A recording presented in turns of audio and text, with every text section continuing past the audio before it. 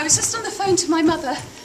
I don't have very good news. Oh. She went to check on the house whilst we were away, and, Middleton. Oh, dear. Yes, it seems that he's got so big that he's destroyed all of the internal walls of the house. And he almost ate my mother. But he's a book-eater, Mum. Well, he's so big now, he thought she was a bookmark, and she's quite upset. I think that what happened is that whilst we were away, he found my Star Trek Next Generation tie-in novels and ate all of them, and it's just awful. I don't really quite know what to do.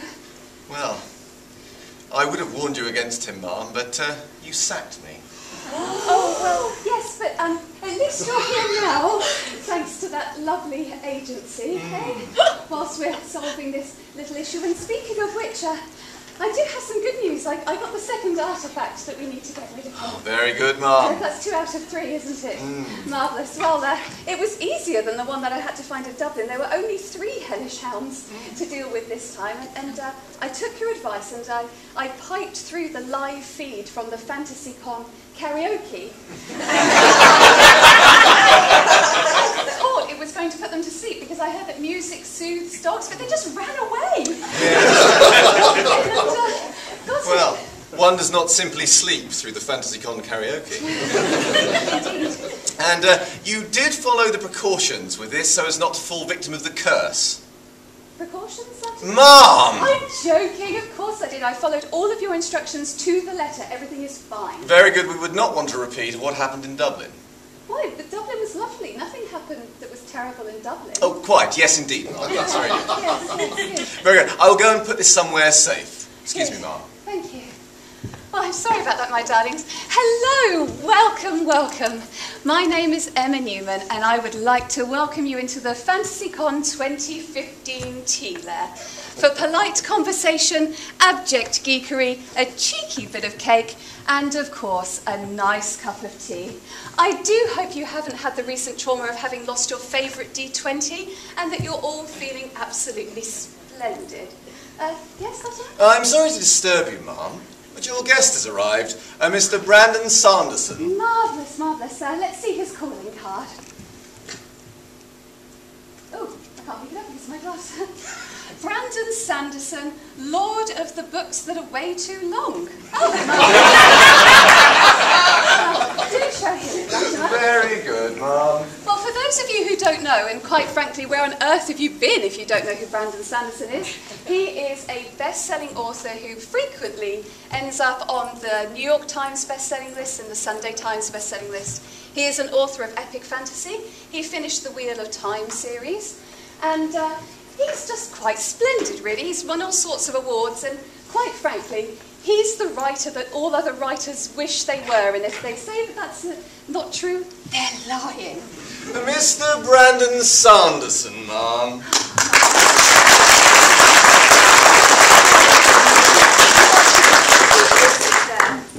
Would you care for some tea? Yes, thank you. Now, I understand you prefer herbal tea. I do. I would like it known on record that there is no one else in the universe that I would serve herbal tea to, but I will make a special exception for you. And would you like I a slice appreciate of that. cake? I would love some.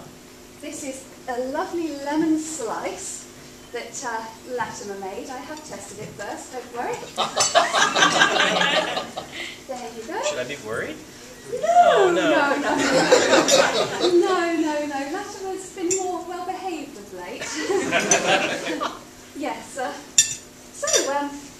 when I extended my invitation to you to come to the tea there, I invited you to bring a curio with you. I was wondering what you brought with you today. So, I'm here at Fantasycon, and I brought a magic card. Ooh. Yes, very, very appealing. We played last night at the magic game we had here. I do it at every convention where I can get away with it because it's my geek obsession, right? Started playing with these blasted cards when I was 14 and have never been able to get away from them. But I don't have time anymore. I have too many responsibilities with the work and everything like that. So when I'm at a con, I try to get them to set up something for me, and they usually humor me. They usually make it happen. And this one is one that a fan gave me last night. We traded for it. Very cool. Yes. And she signed the back of it even. It's very nice. So So there you are. She says, "You big meanie." Because actually, Cassie, I actually beat her at a game, and then she gave me a card and made fun of me. Oh, well, that's lovely. So you don't have time to play as much as you used to? I don't. I suppose it's all that strolling through woodlands and Right, gazing at the horizon. Right, yeah. or 3 little children. Yes. Yes. And Yes. perhaps those books that you keep writing. Yeah, on occasion. I'll Yes. work on those. Yes. So I recently had a mutual friend of ours, Mr. Patrick Rothfuss. Oh dear. Oh. Well, we took tea in the late Cretaceous period, I think it was. It was going very well until there was... He's very popular there. He Yes. was. I wanted to eat him, Yeah. no less. Now, we had a conversation. He related a tale to me in which he said that you said to him at a meal that he was the language guy. Now, if Patrick Rothfuss is the language guy, how would you describe yourself in terms of your writing? Well, it's actually a really... sorry, I'm enjoying the cake. It's quite delicious. It's an interesting question because really every writer I know, we want to be the great story guy or gal, right? I've talked about this at length. But the idea is we love science fiction and fantasy because of the world building. But that's not actually what hooks us into a story. It's a great character and a great plot. This is what makes a story really work. And I love Pat's characters. He's great. He's a wonderful character. But you kind of have to hopefully take that as given, that a book's going to have great character and great plot. And if Pat is a language guy, meaning his prose is just magnificent, I can read Name of the Wind out loud and just kind of almost lull myself into this serene sense of beauty just by appreciating each of the word choices he makes, then I would be the magic system guy. I came to this as someone who thought that fantasy as a genre in general was not exploring as far as it could in some of the areas of world building, and I wanted to make these really interesting, evocative magic systems that would people would come and say, wow, this is like the great science fiction books have interesting technology that makes us think about our life, makes us reflect upon the technology we have or where we're going in the future. I wanted magic that makes us reflect about who we are, and it's just really interesting and different. So that's kind of what I've been known as, I think. Marvellous. Now, if you could travel back in time, preferably not with my timesheets, it's quite unreliable. I wouldn't go to the Cretaceous. Those people are crazy. Yeah, very bad plans. So if you could travel back in time using something very safe and reliable, what piece of advice would you give past Brandon? See, I've read this book.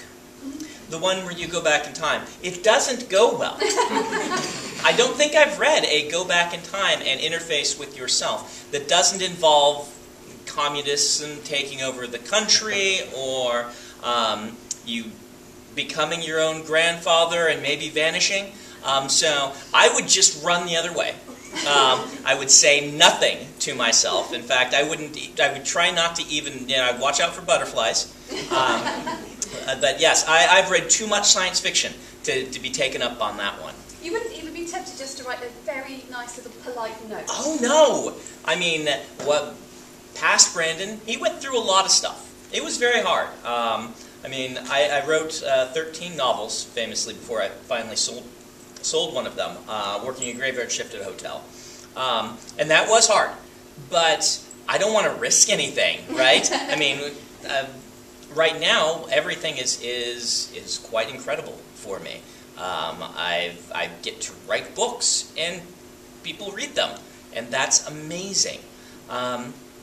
Now, to not be pedantic and things like that, if there was a piece of advice I needed as a writer, it was the keep on going, the persevere.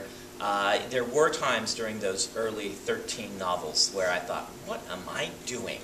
I mean, I'm working on novel number 12. No one's paid me for these. Am I just wasting my life like my mother really worried that I was? She would have my father call me rather than calling me herself, and he'd be like, your mother's a little worried.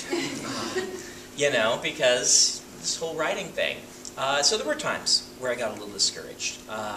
But, the community was always there for me. Even when I wasn't selling books, I had readers of, 5 or 6 people who were like, this is great, keep going. And they kept me afloat. Now, Now, I am a fan of the Writing Excuses podcast. I Thank enjoy you. it immensely. I love it. It's nice and short and tight and has... Little great less great peril. stuff. Yes. Yes. I seem to have developed this reputation. Yes. It's nothing to do with me whatsoever. Now, about the Writing Excuses team, I have quite a serious question. So, if you were all captured by a powerful alien Yes. and taken to a distant world...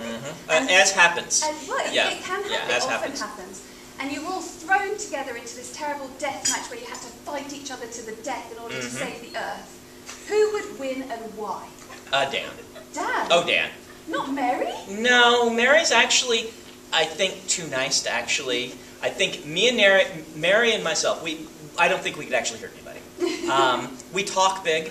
I don't think we actually could. Howard, I think, would totally be for it. He's like, well, all right. But Dan would have already killed us all by the time we came to these decisions. You know what they say about horror writers? It's there in the back of their head. Dan's got this great story where he thought he was an epic fantasy writer.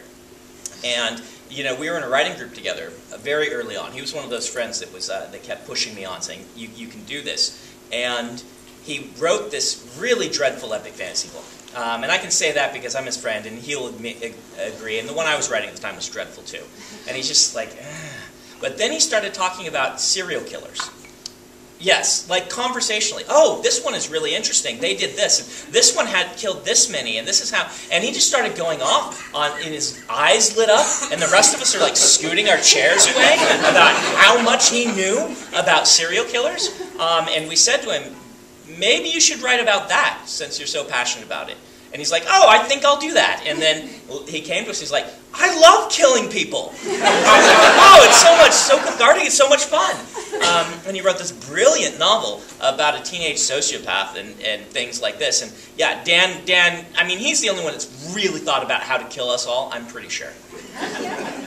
So, Academically, of course. Oh, of yes, course, of course. Theoretically. Yes, of course. I don't know, I like to think that Mary would just be so charming and polite That's that she true. would convince somebody to let you all go. That's probably what would happen. Yeah. So you say that you wouldn't be able to kill anyone, so you wouldn't have a favoured weapon of choice?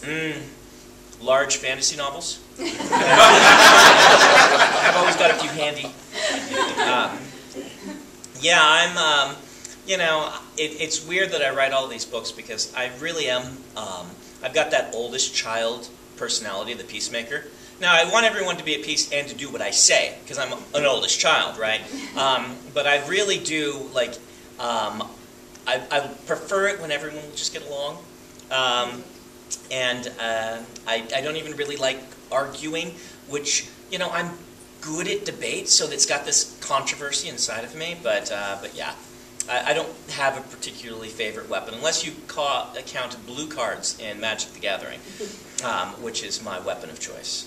Marvellous. Now, obviously, you've reached a stage in your career where people meet you and they're very excited to meet you. Yes, yes. Is there someone that you would go to pieces if you met them? Anyone you really, really fanboy over? Right now? Well, Robert Jordan would probably be pretty freaky. I fanboyed so hard over Terry Pratchett the first time I met him. And that was my most serious fanboy moments were Pratchett. I came to Pratchett late, actually. It's kind of interesting because when I was a kid, a teenager, I tried Color of Magic, which I found out that is really what you shouldn't do. Starting at the first book is apparently the wrong thing to do with Pratchett. And I read it and I thought, this is fine. But it was years later that I was working at a magazine, a science fiction magazine, a fanzine, and we got a review copy of The Truth in. And I'm like, oh, I've read a Pratchett before, let me read this one. And it just completely blew me away. It was amazing. And I thought, whoa! That he writes on this incredible level where it's doing everything that all the great books that I love do, plus it's funny, which is just an added level of difficulty. And so yeah, I fanboyed pretty hard over Terry when I finally got to meet him. Marvellous. Now you said that you would be the Magic Systems guy. I would be, and yes. I'm assuming that this is obviously influenced by your hobby, but also another hobby of role-playing, perhaps? I do role-play. I used to do it a lot more than I do now. Role-playing has basically been replaced by playing with my children, which is a form of role-playing because we're always something. The difference between actual role-playing and playing with my children is that they make up the rules. And it's very interesting. I remember, like, my first revelation of this is how it's going to be for you as a father came when my oldest son was about 3. And we had his action figures out. And we were playing with the action figures. And I said, oh, can I be Superman? He's like, no, I'm Superman. I'm like, all right, you know, fair is fair. Batman. He's like, well, I'm Batman. I'm like, all right. And we went down the list, and it was like, Aquaman? I can't even be Aquaman? I'm like, no, you can't. I'm like, well, who am I? And he looked around, and he picked up a stick. He said, you're Stickman. And so I got to play Stickman for an hour with each of his different superheroes. Was Stickman awesome? I made Stickman awesome, but the thing about it is playing with a preschooler. Anytime you get a little too awesome, then they're like, you can't do that. You can't do that, Daddy. I can do that. Oh, yes, you can. So that's been my role playing for the last few years. I intend to ease them into something. I started with Teenage Mutant Ninja Turtles, the old Palladium. Role-playing game on that because I've been reading the comics, the Turtles comics, the original Eastman and Laird.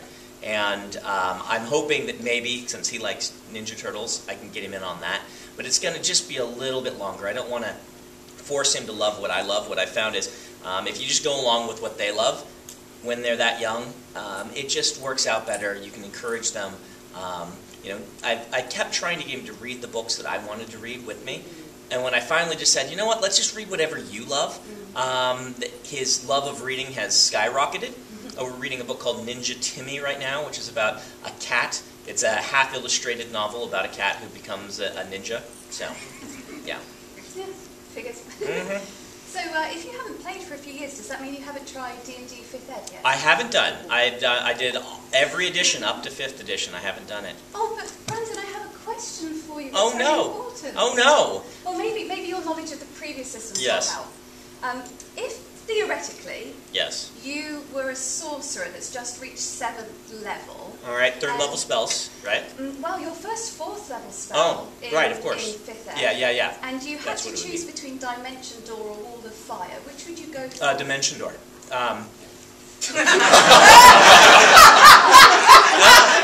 That's exactly what you expected, obviously. No, that's not the one I chose. My friend who I'm asking for.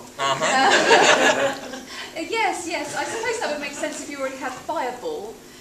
Yes. Oh, well. See, Dimension Door is a little more versatile. You can do some cool things with Wall of Fire, but I always picked the spells. I always played wizards of some sort, sorcerer, wizard, whatever. I always was the one who was like, can I use my shrink spell to shrink the door so we can get in through, the locked door? Or can I shrink the lock? Or can I use my shrink spell to make a stone slightly smaller so it falls out of the ceiling onto the enemy's head? I was always the one trying to use the spell in the wrong way, and I was never interested in just casting a fireball. Like, I would fill my slots with all these useless spells that I'm trying to use in the wrong way. And the DM would always be like, can't you just use a fireball instead of trying to drop a rock on their head? I'm like, well, what's the fun of that? That's what everybody does. Oh, but there is something so delicious about releasing a fireball. Oh, my friend is very fond of it. Okay. So, theoretically, if your father was a tyrant, yes, and you were in the process, of overthrowing him, and you were obviously the right person to take over, even though you're good and not a tyrant yourself, would you step right in and dramatically take power, or would you puppet various key people instead and control from behind the scenes? I've got elements of both in me, so this would be a legitimately hard question, because I'm very good at pulling the strings. I would like to think that I would step up and say I'm going to be in charge. But that's the Brandon I would like to be. I think I might pull more strings if we look at it realistically. Okay, so pull more strings. Should I be worried now? No. Nothing for you to worry about whatsoever. So, when I have someone lovely who comes to visit me in the tea there, I like to ask on the Twitters if anybody has a question that they would ask if they had an opportunity. Right, the Twitters, of course, yes. So, a lovely chap called Ian Goody asked if you could be twin-born, which two abilities would you choose to have? The one that makes me cape quietly when I'm on a podcast.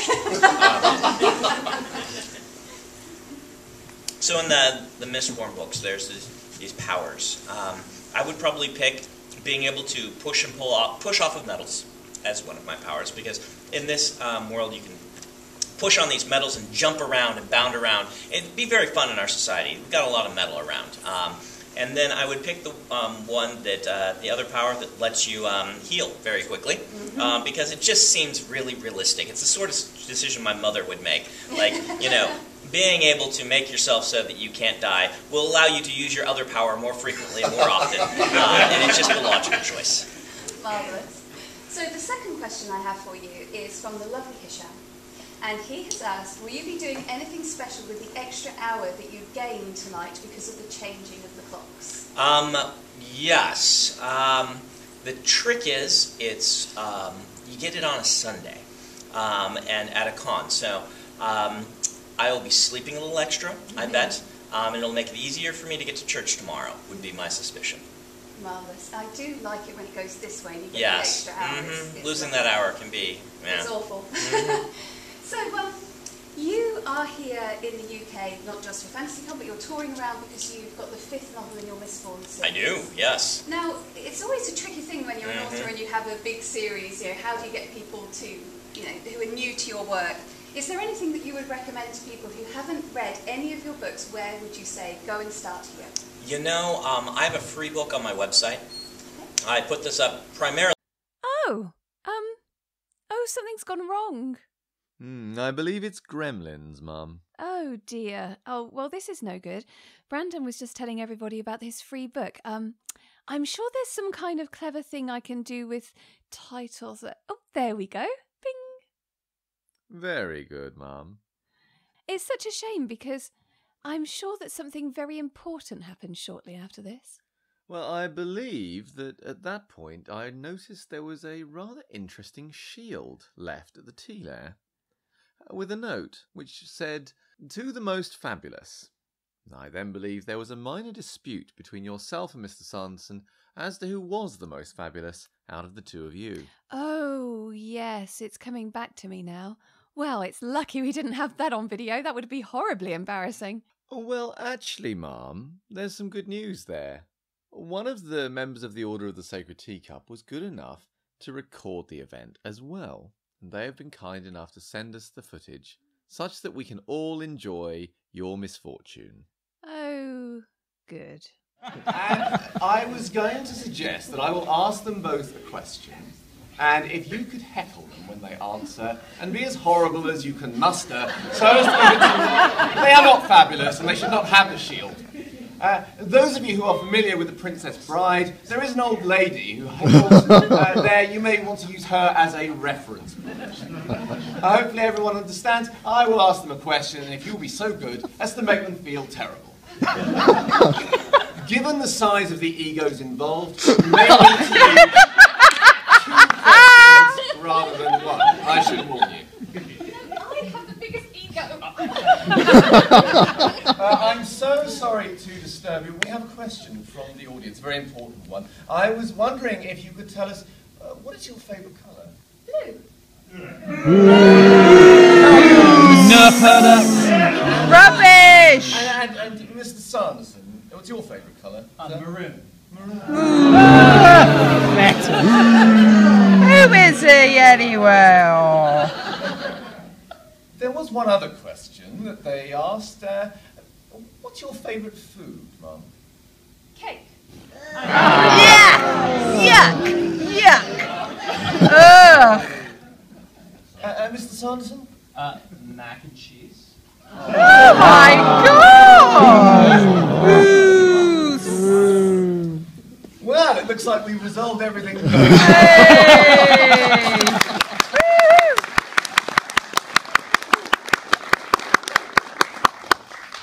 Oh dear. Perhaps perhaps we could try one more question. I think we need to restore them a little bit. Perhaps this time you could be a little more encouraging, much as it may pain you to do so. I'm so sorry to disturb you in this state, ma'am, and Mr. Sanderson, but I have one last question. What adjective would you use to describe the Redcoats? Oh, diligent and beautiful and wonderful. Oh. Hey! Bravo! Bravissimo! And Mr. Sanderson? Stupendous. Oh, good job! Yes, Oh, well done. word. It's a perfect word.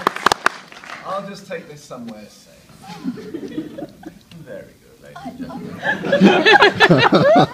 That's very strange because, believe me, I very rarely think that I'm fabulous. I'm so sorry. I'm so sorry, Brandon. That was horrifically embarrassing. I'm so sorry. You won't hold it against me. Perhaps if I give you an extra slice of cake to take away with you. I do like cake. Oh, that's Your choice was the best. Oh, well, and of course you are definitely... Oh, well, all's well that ended well. It's a shame we didn't get the very end, but I think I just gave Mr. Sanderson another piece of cake and it all resolved well enough. Indeed, ma'am. Oh, and didn't you say something about where we need to get the third artifact from? That's right, ma'am. A place that is too terrible to mention. But you can tell me now, can't you? No, ma'am. Bloody hell.